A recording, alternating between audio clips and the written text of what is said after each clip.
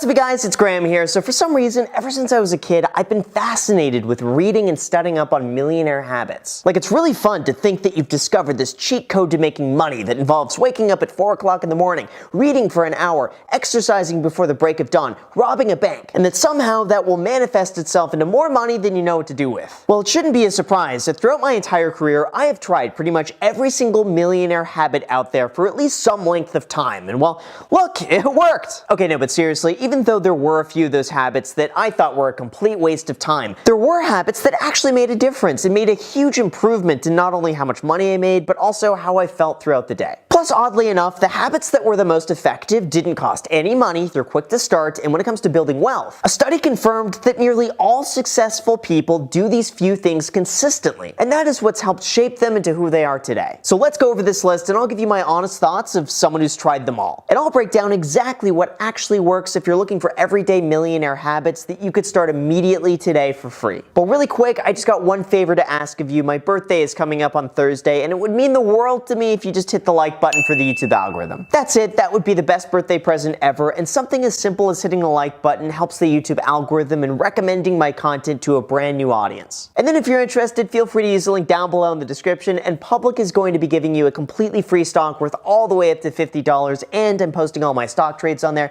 so if you want to be a part of it, feel free to use that link down below. Thank you guys so much, and with that said, let's start here. Alright, so when it comes to this comprehensive list put together by Thomas Corley after spending 5 years analyzing the daily habits of millionaires, it was found that almost all millionaires read for 30 minutes a day. Now, what I found interesting was that he makes the distinction that millionaires are not out there reading the Harry Potter trilogy series, but instead, they read for information, and this is something very true for myself as well. Like, I spend probably 2 to 3 hours every single day reading, but it's not in the form of books. Instead, I'm going through the internet, I'm reading all the comments here on YouTube, I'm seeing what people are posting on Reddit, I'm scouring the news, I'm hearing other viewpoints, and I'm trying to take in as much information as possible so I understand what's going on with the economy. Reading is certainly a good habit to have, but it's an even better habit to read other viewpoints without any judgment or bias. Chances are, someone else knows more than you do. There will be people who disagree with you, and they might have a different thought process that you might not have considered. Just be open-minded to new information, don't only listen to people who believe the same thing as you, and that in conjunction with reading is going to push you so much further with information you may otherwise have overlooked. Second, the study also mentions consistent exercise, which reminds me, I have not been to the gym yet, so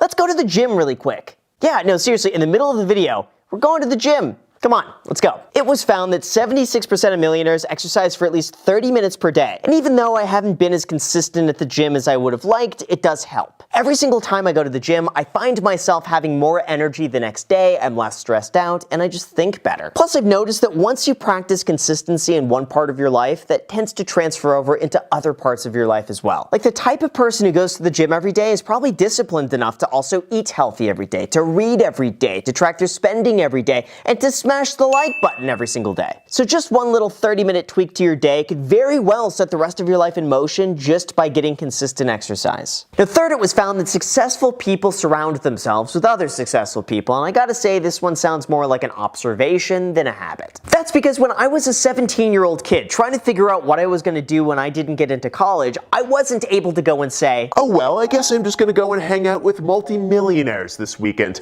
Why didn't I think of that sooner?" Instead, I believe it's so much more important to surround yourself with people who are supportive, who don't put you down, who believe in what you do, and push you in a positive direction. They don't need to be wealthy, but they do need to be people who you could trust, who will give you honest feedback when you need it. Over time, that will generally end up developing into a successful group of friends by default. And as you pursue your own goals, other people will naturally tend to gravitate towards that. But don't be too concerned about trying to be a rich people magnet overnight. It's more important to focus on the people who push and inspire you to stay on track. And I wouldn't be here today if I didn't have a supportive group along the entire way. Fourth, this article talks about how 72% of millionaires do at least 5 hours of volunteer work every month. And even though I don't think this is the root cause of their success, I really think it stems back to the mentality that in order to receive, you must first give. And I know that's a really cliche term to talk about, but it's really important to get in the habit of understanding that you don't receive something for nothing. Even on YouTube, I didn't monetize my content in the beginning because I was more focused on just creating content that I enjoy, that people would find helpful without the expectation of turning that into a paycheck. Volunteer work absolutely plays into this, and it's really important to have the mentality that there's enough to go around for everybody. But on a deeper level, every single successful person I have ever met offers something of value first before they receive anything back in return. Now fifth, this one goes on to talk about dream setting, which is honestly where I got kind of lost, and instead I think it's much more important to have a specific goal in mind. The issue that I have with dream setting is that usually it's not specific enough. And without figuring out all the concrete details of what you want to accomplish, a lot of that mental energy is wasted. So you should try to come up with a really detailed plan of exactly what you want to achieve, when you want to achieve it by, and then why it's important to you. That why is something really crucial to focus on, because without understanding why you're doing something, you're unlikely to stick with it long enough to actually make it happen. Sixth, we then have the habit of pursuing your own goals. And yeah, I could pretty much attest that no one ever thought I would be a content creator on YouTube, including myself, or that I'd want to get into real estate out of high school instead of going to college. Ultimately, I think it's important that you pursue the life that works best with you without pressure from everyone around us. I'll admit, some people would look at my schedule and hate it. They would have been retired a long time ago and done something entirely different. But I found work that I thoroughly enjoy. I look forward to it every single day. And that has been my entire goal from the beginning. Your own goal will probably be a lot different than what other people have in mind for you. And there's definitely not a one-size-fits-all approach. Some people love working nonstop. Other people prefer taking a more laid-back approach. And the thing when it comes to that is that both sides are right. So decide what works best with you, and then from there, just stick with it. Now 7, we got the one habit that is so overlooked, and that would be getting a proper 7 hours of sleep every single night. I really hate that lately it seems like this badge of honor to sleep as little as possible so you can maximize productivity. But let's be real, a solid night of sleep is absolutely essential to functioning at your highest potential. Now from a work point of view, studies actually show that mental productivity decreases after 4 hours. So if you want to get a lot done, do it in 4-hour chunks with a break in between. Overall, the number of hours you work doesn't always correlate to getting more work done. So instead, place some of that importance back on your sleep. Now even though I don't always get a full 7 hours of sleep every single night, the one thing that I have found that makes a huge difference is just to keep the same sleep schedule every single day without fail. I try to go to bed and wake up at the exact same time every single day, whether it's a weekday or a weekend. And that way my body's never constantly fighting back fatigue from sleeping in, or keeping me up too late on a weekday because I stayed out too late on a weekend. Now you certainly don't have to wake up at 4 a.m. every single day like billionaires do, but try keeping the same routine for a month straight every single night, and I guarantee you're gonna feel so much better throughout the entire day. Okay, but speaking of getting up early, the next part of the article talks about getting up early. Now here's the thing, what this article says is not wrong. They say that 50% of millionaires wake up 3 hours before the day starts because that gives them uninterrupted time to focus without any disruptions. And guess what? I did that for almost